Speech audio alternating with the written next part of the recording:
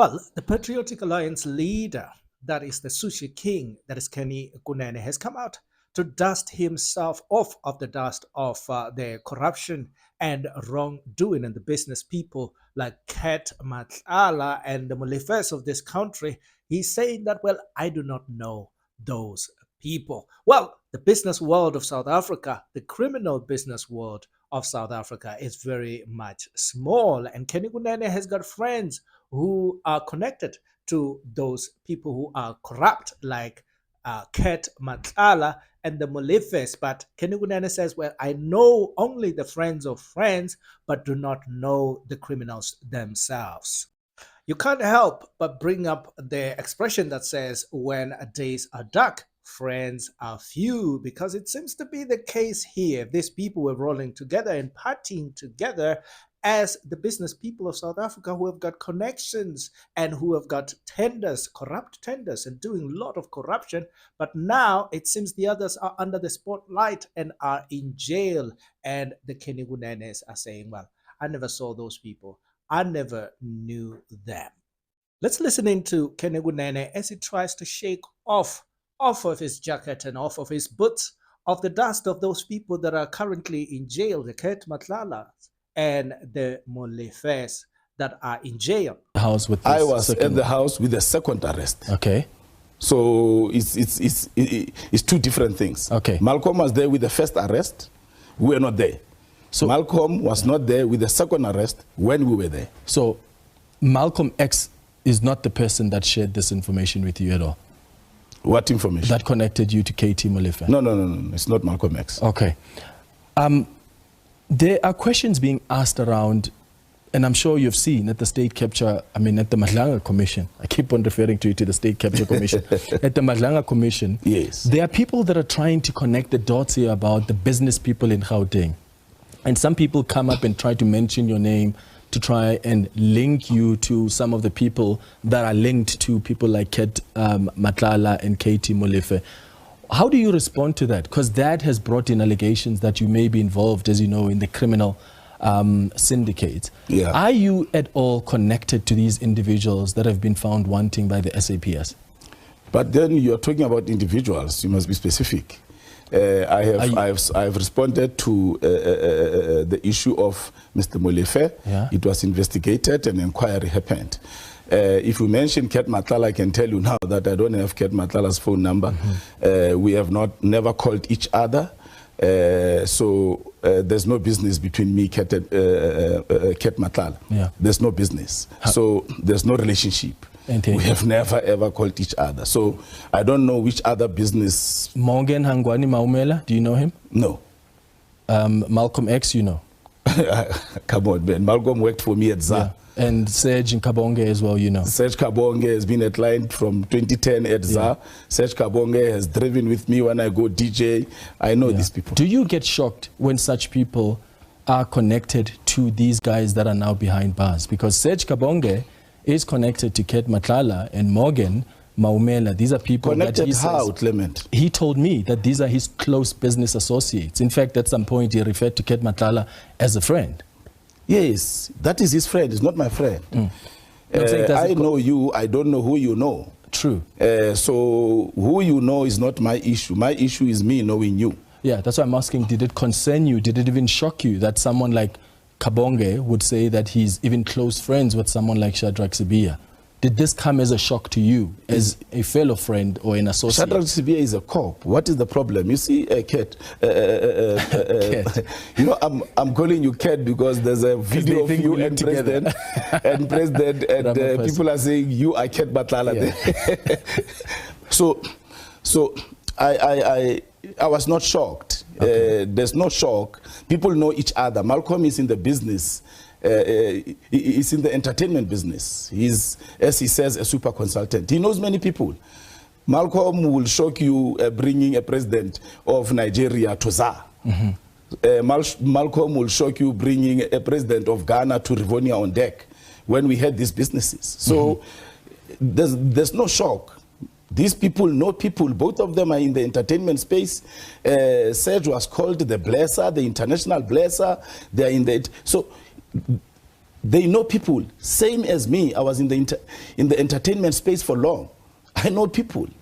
I know a lot of people. People come to my place, they come and buy alcohol and celebrate. Yeah. They come and enjoy themselves. I know these people. But not everybody can call a deputy national police commissioner their close friend. I mean, it's not even an acquaintance or a friend. What is the problem? No, I'm not. Clement. So the problem becomes when there is an allegation from the KZN General Commissioner who says there are certain business people, especially here in the province of Gauteng, who have been protected by top cops. And Shadrach Sibiya's name has been mentioned there. So that's why some South Africans are trying to connect the dots here. And I'm not suggesting for a second, I don't think they are, that for some reason Serge Kabonge is involved in some level of criminality, but they're trying to connect the dots. If Shadrach Sibiya is accused of protecting some business people, and there's some business people that are coming up who are close with business people that have been arrested, that are in jail right now, and that business person says, oh, that's my best friend. I mean, that surely I will be is shocked supposed to when, make you think. What will shock me is when the evidence is put here that Malcolm X has got this criminal activity with whoever. Serge has got this criminal activity with Ket Matlala. That will shock me. But knowing people, Being close friends with them. knowing people and saying they are your close friends, you might have close friends that you don't know what they are doing. You hang out with people. If you drink, Clement, you would be in the presence of your friend who has brought friends, and you wouldn't know what those friends do. Yeah. And he'll introduce them to you as business people. Yes, and I suppose the difference is in this case, Shadrach Sibiya is connected, according to the allegations by Mkonazi, to Ket Matlala. Ket Matlala is an associate, a close associate of Serge Kabonge. I think Shadrach Sibiya is quite capable of defending himself or responding to these allegations, including Serge Kabonge, including Malcolm X. They are very capable of defending themselves. Let's allow them to defend themselves or to put their side of the story. Okay. I think Shadrach Sibiya will respond to those matters. I can't speak on his behalf. I can't speak for him. He's, I think, also going to go to the commission. We will hear his side of the story. Yeah. Look, I just wanted to give you that opportunity because, as you know, there are allegations. Malcolm has been my boy for years. He has worked for me at ZA. Serge Kabonge has been a client at ZA. Did you know about the relationships they had with I didn't the top know. cops? I didn't know. Okay. What were you doing at the Hawks offices?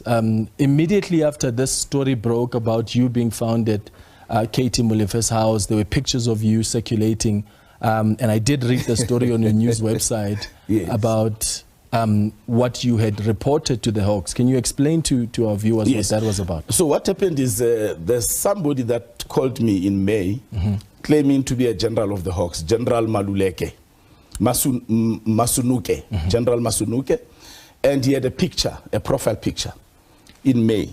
I tried to ignore. He was asking for money, there's a case against me, wara, wara, wara. And I knew that he was lying, and I could have just blocked him.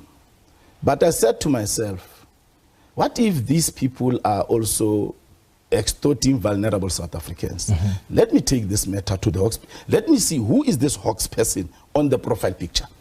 And I met with Warrant Officer Thabo Lefoponyani.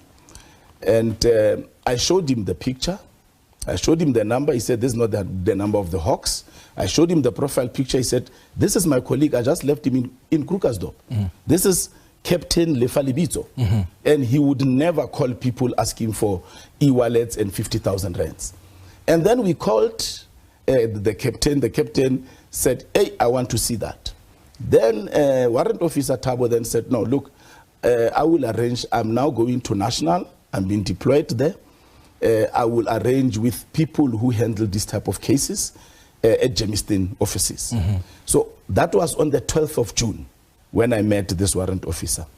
And on the 22nd of July, he then gave me a call to say, look, Captain Libito is available. He's at Germiston offices tomorrow. And the person who will investigate your matter is also available. So on the 23rd, I then drove in the morning to the Hawks offices to go and write an official statement so that an official investigation can now start.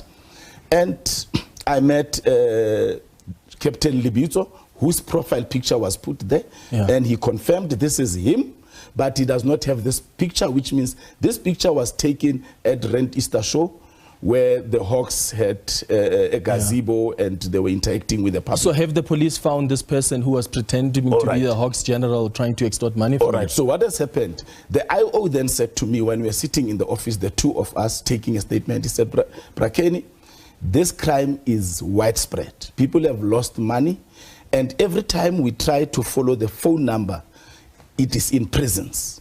So we can't arrest these people because the people that they sent to get the money, or these guys sent e-wallets, we don't know who they sent. So it's very difficult for us, but we've got so many cases reported of these calls that can people impersonating the Hawks or impersonating state security. So I said to him, let's work together. Let me get the rat out of the hole, because I know the mind of a criminal. Because I've been managing this guy from May. And we then agreed. On the 25th, I went back to the offices of the Hawks. Fortunately, there was no picture then, where I went to update my statement so that an entrapment can happen. Okay. And then on the 28th, I agreed with this guy because he called me on the 25th and on the 26th. I said to him, let's meet on Monday. He said, no, you and I must not meet. Let me send my runner. Okay. You send your runner, let them meet, and then you get the 50,000, I will deal with your case. And the Hawks advised me that the venue I give them must be in Sandton, and it must be a single entrance place. I thought of Macro Woodmead. I gave the guy the time of 3 o'clock. He sent his runner. We were there. I had my private security because the Hawks were delayed to arrive on time because of the internal processes of entrapment. I said, I can't leave this opportunity. We are going to do a citizen's arrest. And the guy called me. He said, the guy is in a blue car. I said, let him walk to a MPV. This is the color of the MPV. He walked there. He was given a box of shoes with a bottle of champagne inside and a little bit of money so that it's got weight. And after he grabbed it, we then grabbed him with the security, my private security, put him in the car, drove to Sandton police station. I called the station commander, and he said, look, there's somebody that will receive you there. I called the Hawks. The Hawks came. They then received him. They found us at Sandton police station. We handed him over. He's a reservist police officer from Jabulani police station. He then confirmed to us, whilst we were waiting for the Hawks, that he was sent by somebody who was married to his cousin, late cousin, and this person is at Sun City prison. Why is the police being sent by a prisoner to That's go collect the question something? we are asking. That's the question we asked him. So, so these guys are in prisons. Even in KZN, there are these guys who make calls in prisons, then they send people on the outside. And I want to send a message, Clement, whilst I'm here, to South Africans. Stop being told that we have got cases. Even if you have got a case, don't send e-wallets. No general of the Hawks will ask for an e-wallet. If anybody says they want money from you, meet them at the police station. If anybody says they're investigating your case, meet them at the police station. This extortion is rife. People are losing money. There's a gentleman that lost 900,000. There's a guy that was caught at the airport with 350,000 that he was taken to KZN to be extorted.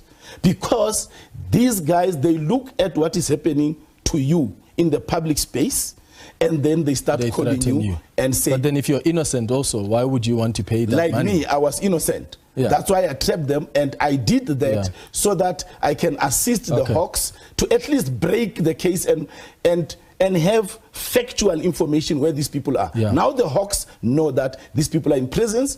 However, this police reservist has agreed that he will go and identify this person in prison because he knows him. They are relatives, sort of. So the Hawks now are busy with that process of making sure that this finds conclusion. So I did well in this instance with the citizen's arrest to help the Hawks, but also to help South Africans.